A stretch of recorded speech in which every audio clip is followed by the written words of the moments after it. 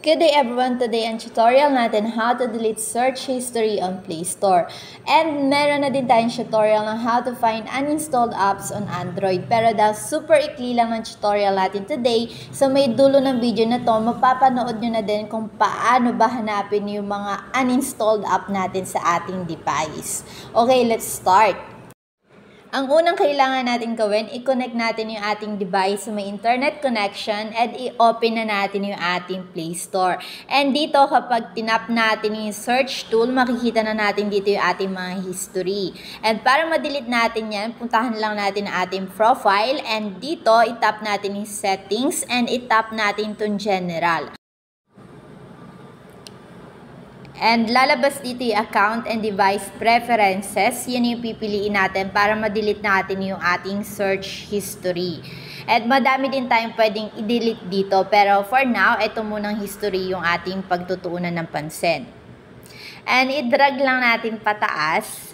And dito makikita nyo na pwede rin tayo mag-delete ng ating clear wishlist. Anyway, tap na natin clear device search history. And i-tap na natin yung clear history. Mababasa natin sa baba, search history cleared.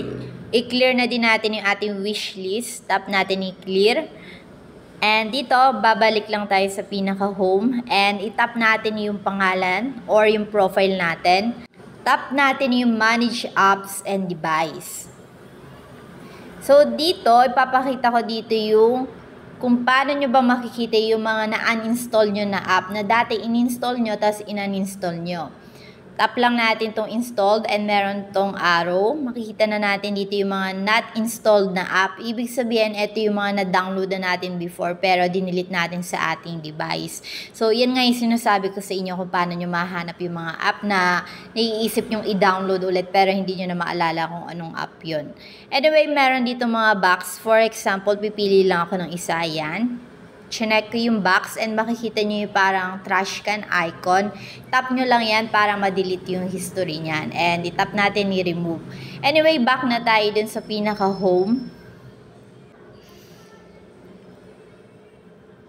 And dito, kapag tinap ko yung search tool, makikita nyo dito na malinis na nga yung history ng aking mga sinisearch dahil na-delete na natin.